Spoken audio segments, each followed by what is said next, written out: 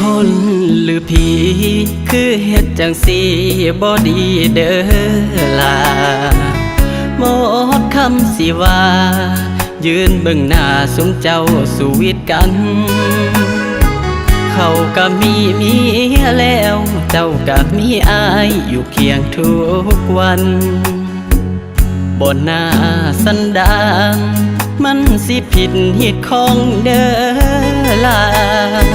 เห็นแต่อยู่ออนไลน์อยู่ในเฟซเข้าแซกันทั่วเมียน้อยไปยังผัวลิ้นผัวเขาเมียหลวงจับได้ถือเขาตีลงโทษแล้วเขาก็โพสต์ประจานออนไลน์ย่านสิเป็นแฟนอายสิจับได้มือใดบ่ฮู้อายบ่มีน้ำยาเจ้าจึงลดค่าให้ผัวเขาสมคือเขาอ้อยค่าลองหรือเจ้าน้ำตั้งใจให้เขาเฮ็ดหยังลงไปก็ให้เห็นใจคนยังหักเจ้าแม่นว่าสองเฮาบ่ได้แต่งงานกะฐานะแฟนท่านสิเหตุจังสิ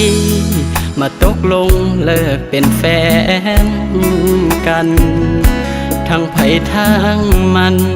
บ่ไปต่อมันเสียเวลา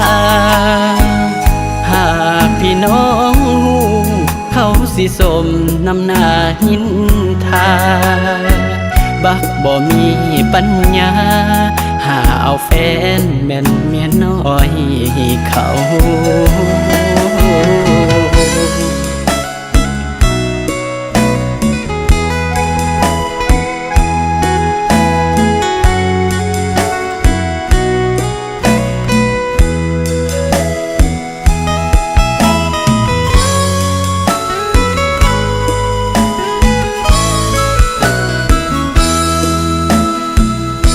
บ่มีน้ำยา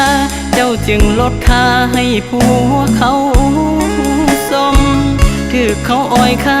ลองหรือเจ้าน้ำตั้งใจให้เขาเฮ็ดหยังลงไปก็ให้เห็นใจคนยังหักเจ้าแม่นว่าสองเฮา